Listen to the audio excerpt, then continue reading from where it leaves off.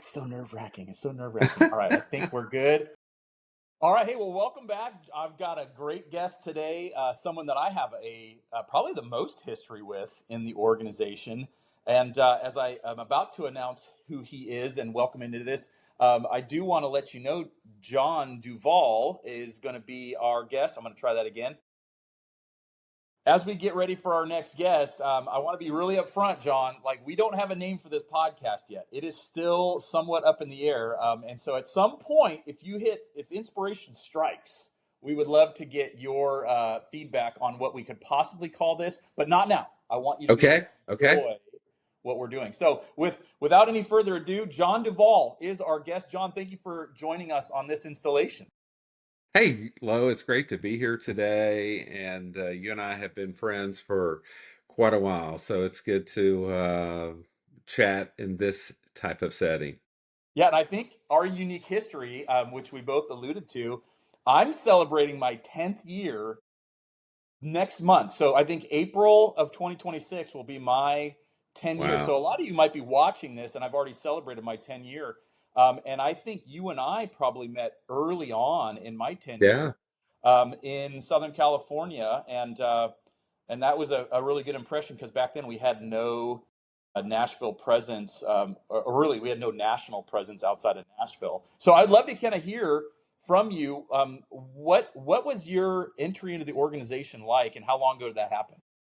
Yeah. So I came into Standing Stone, became familiar with Standing Stone in 2013. And so yeah, that's a long time ago. And so when you think of how long ago that was, and so it was one of those things, and some of you have heard me share the story where a friend of mine called me up one day who was a VP with Fellowship of Christian Athletes.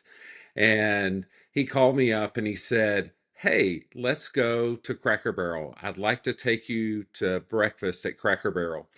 Well, we all know what that means. When somebody from FCA calls you and asks you to go to Cracker Barrel, that means they're going to ask you for money, right? They're going to ask you to be on their support team. And so I was like, sure. And so he and I went and sat down and started talking about just life and ministry. And he looked at me and he said, "I want to tell you about the best ministry no one's ever heard of. Mm. And it's called Standing Stone." And he and his wife had been on a retreat. And he said, "I just see you and Ann, that Ann's my wife, being a part of Standing Stone in some capacity, in some way."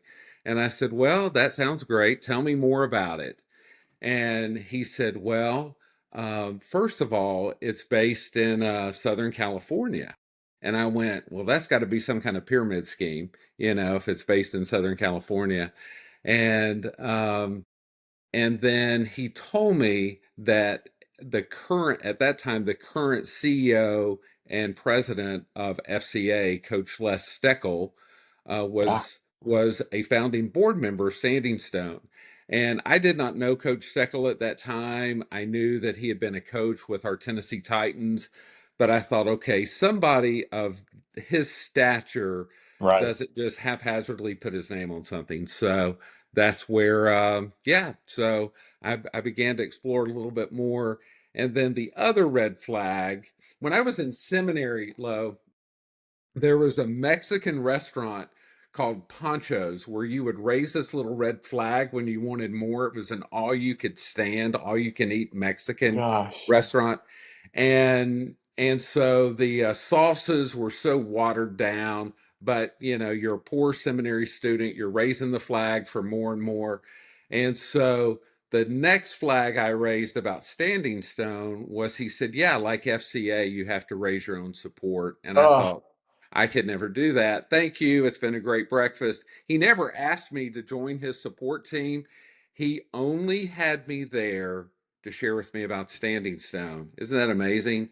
And here to think 13 years later, and that gentleman and his wife have continued to be foundational supporters of mine all these years. And so, yeah, great story. well, I take offense to your story because the two red flags that you bring up directly point to me as a Southern California native. Apparently, I'm it's the hotbed of all pyramid schemes. But I can understand why you would think that, because it really, as with most pyramid schemes, they sound too good to be true, right? They Yeah. sound like, wait a minute, no, you're telling me, and then only to have the rug pulled out from underneath you with the raising of support, which, as the director of training, that's like my core role, is somehow Yeah. like that's a red flag.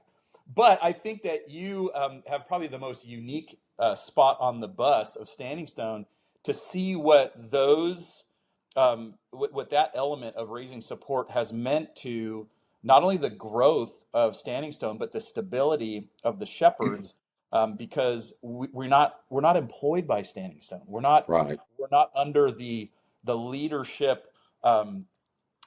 We're not. Our future is not dependent upon the leadership's approval of our involvement. We have the approval of, oftentimes 40, 50, 70 partners that we work Yeah. with. So I'm glad that you got over those red flags. But I also know that in those 13 years, your role has morphed quite a bit.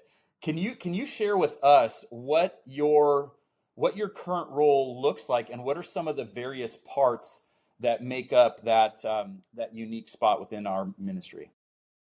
Yeah. So I currently serve as the vice president of shepherding.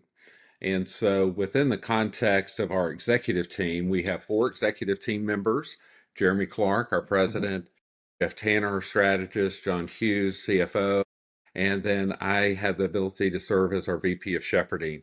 I work with our shepherding team, which works with all of our regional directors, in turn, all of our area leaders, our cohort leaders, Yeah. and all of our shepherds.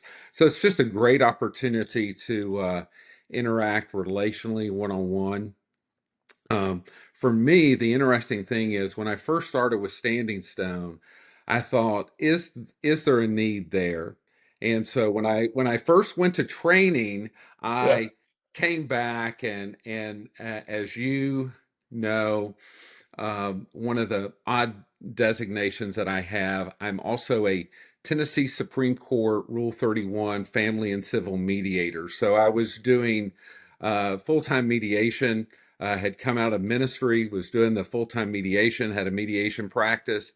And so when I found out about Standing Stone, went to a training, I thought, well, let me see if the need's even there. So I dedicated 15 hours a week as volunteer time to see if there was a need. And like we share in training, I had emailed a large group of friends that were in ministry just saying, hey, if there's a need for anyone to sit down, to have a safe, confidential conversation about struggles or challenges or just life in the fishbowl, hey, just drop by my office. Let's talk about that. And what I found is that those 15 hours became filled up very quickly. And so, in the context of that, then, and I decided, hey, I think Standing Stone is really, God, where you're leading us, versus the Wow. mediation is great, but Lord, what you can do in and through this ministry. So I became a level one shepherd, and then I became a level two shepherd. And in the context of that, after a period of time, I was shepherd number nine. Okay. 9. Nine. Okay. That's what I'm told. I was shepherd number nine. I didn't know that at the time. I honestly think if I would have known that, I wouldn't have. I think I would have thought Standing Stone was too much in its infancy, but for whatever reason, I Yep. didn't know. And there was a point where I was asked to be the Eastern U.S. director of Standing Stone. And yeah, it sounds kind of like wow, Big. that sounds, a big, big role. And there's a gentleman, Dave Beckwith, who we love, Dave and Joanne Beckwith. Dave Beckwith was the Western U.S. director. Well, the Eastern U.S., my territory that I had was from Arizona to the Atlantic Ocean. That's Wow. how, that was the Eastern U.S., from Arizona to the Atlantic Ocean. And uh, so it's been fun. I've had the role of training, new shepherds who've come in. I've had the role of giving those personal phone calls when Mm. somebody's called and inquired about what it would mean to be a shepherd. What when people have called in to say, "Hey, I would like to connect with a shepherd." And so over the years, I've had a lot of different roles, but I have been more than happy and to give those away to those who are more qualified, who have more passion, more interest in some of those areas than I do, because oftentimes I did it out of necessity, not out of, honestly, not out of skill. I did it out of necessity for the organization. And then people like yourself bring in the skill, and I just look and go, wow, this is amazing. And one of the things we hear a lot of our shepherds, a lot of our older shepherds, older meaning they've been with us for a long time, say, I don't know if I would have made it through the process. I don't know if I would have ended up being a shepherd if I would have made it through the interviews and the work and so forth, but glad to be where I am. Well, the cool thing about your story is that you've seen those growth stages to where you were the Eastern, but then we kind of branched into you being national and there being a Western and Eastern, and then that became I wouldn't say inadequate. It was too. It needed to expand to incorporate another region, and because of your unique role, from what my estimation is that you got to spend time with a lot of the people as those leadership roles started to come on our radar. You got to see people that could potentially fill those roles, and now you're all over the country. Like we were talking, what, 2 weeks ago, and it's like, where are you going to be next week? And so tell us a little about that conversation before I kind of share with you my perspective. But what was happening 2 weeks ago that where our lives loosely interacted but didn't? Okay. Well, even before that, 2 weeks ago, we had training in Sacramento or Rockland, Right. California. So you think, oh, California in February, this is going to be great. Yeah. It was 41 degrees and pouring rain Yeah. the entire time. Okay. Great group of people, pouring rain the entire time. But from there, then I went to Tampa, Florida, Yep. and so had the opportunity to Tampa is one of my favorite places. I was born on MacDill Air Force Base, Mm. lived in Tampa different times growing up, and every year they have a half marathon. They have a race weekend. And so back in the fall, I determined, hey, I wanted to do that race weekend on the Saturday, do a 15K, and then on Sunday, do the half marathon, do the back to back races. And so I know I don't look like it, but I think I have done 17 half marathons. Okay. Wow. Again, the reason I run is because I like to eat. And you would go, yeah, he looks like he likes to eat. He doesn't look like he knows how to run, but I do. And so I threw it out there for my kids. And my daughters, both of my daughters said, yeah, Dad, I'll be there Fun. with you for the weekend. And so our daughter from Birmingham, Alabama flew down. And then our daughter from Anchorage, Alaska flew down for the weekend. So it was a great time of just being with family and completing the race. No longer am I at a point of a PR, personal records, or anything like that, but it's just finishing. Can I finish? Can I get across the finish line? And so to do that in both that Saturday race and that Sunday race was a lot of fun. But it was a hot weekend. It Yes, it was was. warm on that Friday and Saturday and Sunday. And you, my friend, you were down there as well. What were you doing down there? Yeah, it was fun when we connected because it's like, oh, we're going to be in the same area, but we both had, as you just mentioned, a pretty full slate. But I also had taken up the opportunity to take my son to spring training. So we went from frigid Nashville. I think we were probably in the 30s, maybe even below freezing. Jumped on a plane and flew down to Tampa, and it was a scorcher. And we got to take up a couple games, and and it was just me and my boy. Like I've never Yeah. taken a vacation with just me and my boy, and I think why I'm excited to bring that up in this podcast in this format is how important it is for us as shepherds within Standing Stone, but also ministers of the gospel, is to be able to intentionally create time to spend with our families, and that Standing Stone really facilitates that as a not just as a something that we allow, but something that we encourage, and in some cases are like emphatic about. Like, go away, get away, spend time with your spouse, spend time with your kiddos, and I've really embraced that, and I appreciate the modeling from you, and you spending time with your. You in fact even sent me a couple pictures of you taking Ben down to spring Yeah.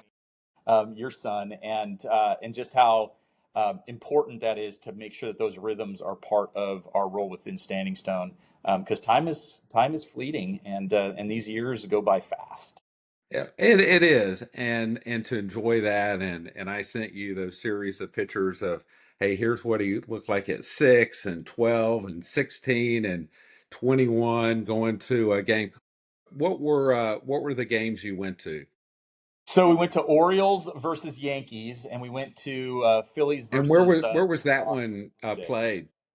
It was a little bit of a bad timing because it was the first games of spring training, and it was a week before the World Baseball Championship. So a lot of the big time guys they're saving themselves for the Team USA. So we didn't see Aaron Judge, Okay. we didn't see Schwarber or Harper. We did get to see Vladimir Jr. But here's my story for you. My son is like, Dad, we need to go see batting practice. I'm like, all right, let's go out. So we're in the outfield in Orioles, at the Orioles field, and you've got 1,000 kids running around chasing, home run balls. And I'm like, kiddo, you need to get up there, and I'm gonna hang out back here. So I hang out way back by like the concession stand, and I'm watching all these kids fight for home run balls. And then all of a sudden I hear, I'm like, oh, and I stiffed one from about 420 feet away from home plate. And all Malachi says was, Dad, I heard this big smack, and I turn around and you got a ball in your hand. I'm like, here you go, son. So I got to catch a home run ball, four Oh, bounce high, cool. gave it to him, and then I had to ice my hand for like a day and a half. You didn't grab it out of another like 8 year No, old's hand no, though I or was so anything. far You're not behind going to be it. viral, It right? went over the fence, over a picnic area, over the concourse, and through a palm tree where I was standing right next to a wall and got to catch it. So it was a proud dad moment. I'm not gonna lie, but I was Love it, glad to man. report that my hand was not broken in the process. And then he got a baseball signed. Don Mattingly, Yeah. yeah, for you baseball people, he's a Hall of Famer. Huge when I was my son's age, when I was Yeah. a 12-year-old preteen. Don Mattingly, Donnie Baseball for the Yankees was all time great. So, well, these are Hey, fun. I love the yeah. fact that we get to do these things with our families. It kind of leads into one of the questions: how has Standing Stone been a blessing to you and Ann? She and I were talking about this last night. And one of the things that she said, which I went, you know what, that's really profound, is that we were able to continue our love and our passion and our desire for ministry without being in the fishbowl.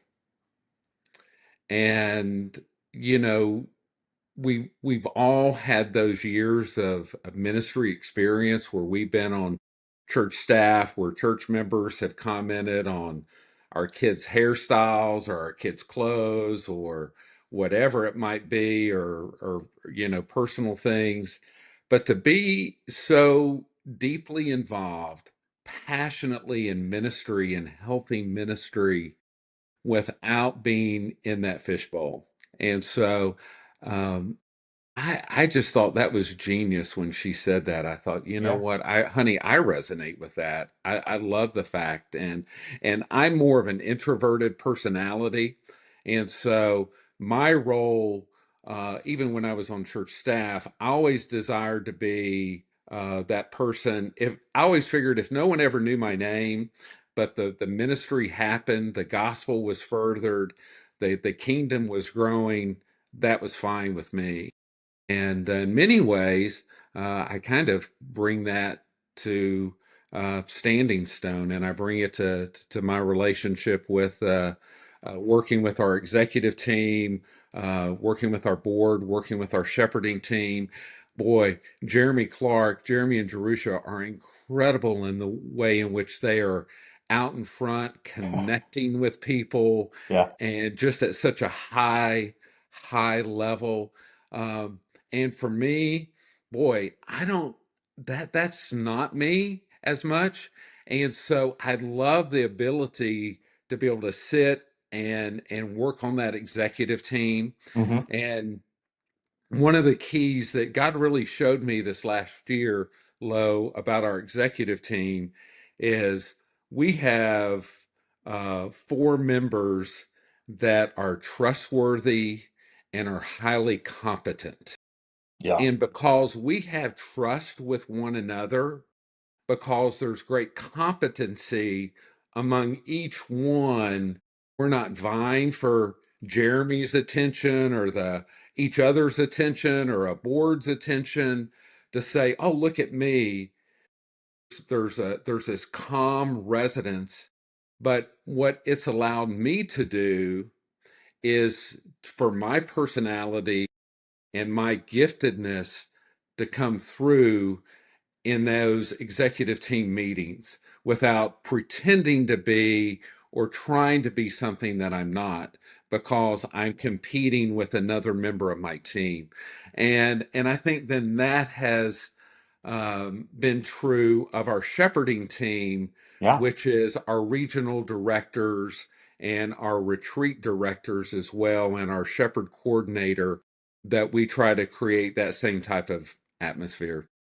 It's good, and it's noticeable. Like having the privilege of spending time with everyone on that team, they are the right people in the right place at the right time, and I can only imagine how reassuring it is being on that team that there's so much complementary skill set involved, and so I appreciate all your hard work. I also know that in addition to your role as the VP of ministry, is that you also are caring still for pastors. You're caring for shepherds. I'm curious, with 13 years of experience, I'm sure you've had some situations that have come up, and would love to maybe take one of those scenarios and learn from how you managed a challenging shepherding situation. So, do you have any that come to mind over those 13 years that were a particularly interesting or challenging shepherding scenario?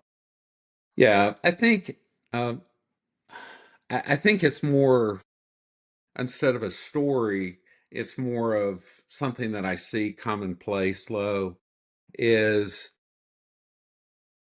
the ability to build trust with those ministry leaders that we serve takes time.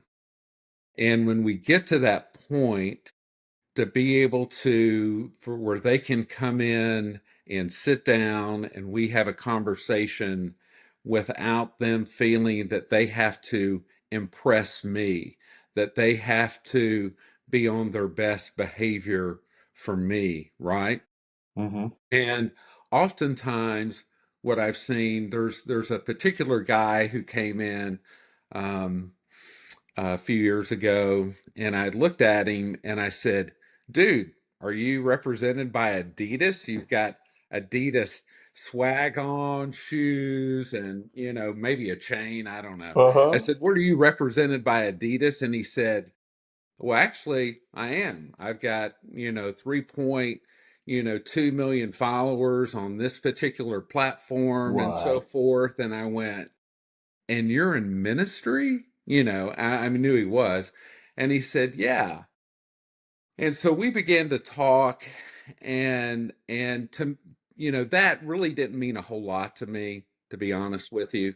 And so he came and left. The next time he came in to see me, he sat down and he was still kind of swagged up. But I looked at him and I said, "Hey, what's going on?" I said, "Everything okay?" And he said, "Yeah, yeah, it's all good." Mm. And I looked at him and I said, "No, I don't think it Mm-mm. is. What's going on?" And he looked at me and he said, "Can I really be honest with you?" And I said, "Listen, if you can't be honest with me, this isn't working. My time's too valuable. Your time's fairly valuable as well, and you need to find somebody else. And he said, here's what's going on. And he opened up and he shared some things. And again, we heard that phrase that we hear so often. I'm going to tell you something I've never told anybody else. And I looked at him, and again, this guy was in his late 20s. And I looked at him, I said, okay, did I look at you and go, really? Again, you did that again? Man, I'm so disappointed in you. Just get out of my office. You know what? I just can't even look at you right now. Just, get it together before you come back. And I said, did I respond in any of those ways? And he looked at me and he said, no. He said, but that's the way my dad responded. And so I realized right then that I had to be careful on a couple of fronts. One, I'm not his dad, and I had to clarify that with him. Hey, here's my role and my position in your life, in your ministry, but I'm not your dad. And I said, but let's walk through some of these challenges that you face. And so what he learned was he could come in and he could be open and he could be honest. He didn't have a license to do whatever with free grace of going, oh yeah, no problem. Here's another one or whatever. But he finally had somebody that could hold him to accountability, but in grace and in strength. So, yeah. Well, what I love about that story, I'm a person, I've been a personal recipient of that, is the patience that you have in order for somebody to step into that space and not drag them in, but to ask just the right question to where they take that deep breath and take that leap of trust that you're talking about. And I've personally appreciated that. I don't know that a lot of people in our organization know that when I got out here to Tennessee in 2018, that my marriage fell apart in a pretty dramatic fashion. And I can remember being in your office multiple times, knowing that I just was completely outside of any ability to manage my situation, and facing a divorce that I didn't want. And I think probably every week for 6 months, I was sitting in there, and you just created space for all the stuff to come out.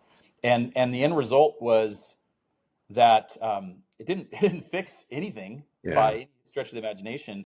But whether you spoke this or just knew it ahead of time, what it did was allowed me to become healthier, so that whatever tomorrow brought, I would be a stronger version of myself, and be able to face it with strength and with a similar patience and gentleness that you modeled. So I've always appreciated that about you. I have no doubt that that gentleman felt the same way of, this isn't going to be like every other conversation I've had, that this will be different. And so, I think you've taught us all a lot on how to manage Mhm. those meetings with people, whether it's the first meeting that we've had or the 20th or 30th meeting. And so I would call that one of your strong points, is that discerning patience, of how to ask questions and then let somebody venture in on their own accord.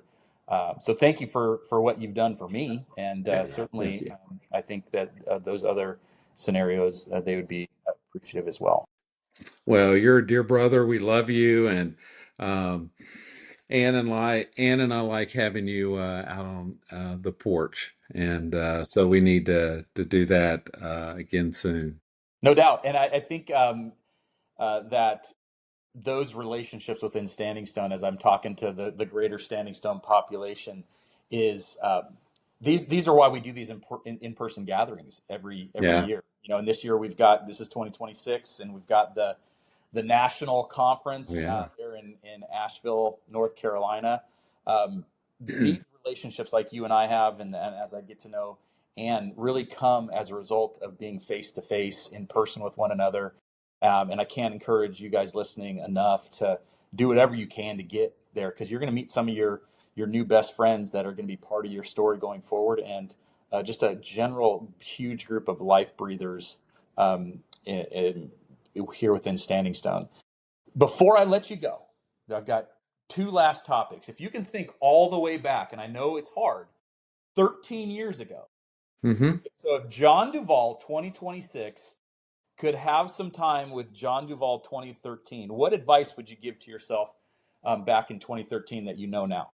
Yeah, I think the main thing would be not to be so fearful of the partner development piece. I think that's because that was an initial red flag, right? And that, boy, that just permeated so much my thought of I've never done that. I've never been in that space. I've been, you know, relying upon a salary. But that partner development piece has been so vital for me because of the relationships with those individuals, but also Satan tries to work in us and make us think that, we're begging, we're not worthy, we're all those different things that we talk about as we've gone through training. But to go, you know what? People do value what we do, why we do it. They do value health and well-being of their ministry leaders. And so we're in a very unique space where when you think of 9 to 319 and counting, Yeah. you just go, wow, Lord, we are the preeminent group in this space, and uh, we've just hit the tap of what we need, caring for leaders across the country and across the world. But for me, my answer would be that a piece of not being fearful about the ask and the partner development. It's great. I appreciate that. And as you venture into a lot of those trainings, get to join us in those. I always welcome your perspective on that because it is daunting, and it's one of those things universally we all share is like, how is that going to work, and how is the Lord going to provide? But yet He Yeah. does, and then we get to enjoy. And I do feel like we're just beginning as we continue to grow and mature as an organization. Well, that was that. I appreciate the time, and as we conclude. Even talking to you has gotten a little bit my creativity going, but I'm wondering, do you have any name suggestions for this podcast that have come to mind? The down low. You know what? This is a Standing Stone podcast. So, so here's Yeah. what came to mind when you were talking was I don't know how many times I have to go back and listen, but the term fishbowl came up multiple times, and I Pitbull. think fishbowl. So I think in was it Snake Plissken was Escape from New York and Escape from L.A. I'm thinking maybe Escape from the Fishbowl and talking about how everything we do is to kind of break through from that. So I'm going to throw that one in on your behalf because you Okay. really an Okay. inspirational muse to that, and we'll see if when we take this to a vote if it has any legs. And if it wins, then I get an In-N-Out burger at the new In-N-Out here in Yeah. Murfreesboro, Franklin, right? You can do either Murfreesboro or Franklin. It's on me. If your selection works, I'd be happy to share that with you. That'd be a great But experience. I do like Whataburger. I do like Whataburger. As a podcast name or as a meal? Well, thanks again, John, for joining us. Appreciate your friendship, appreciate your time here today, and look forward to what God will continue to do through your efforts here in Standing Stone. Hey, love you, brother. Take care.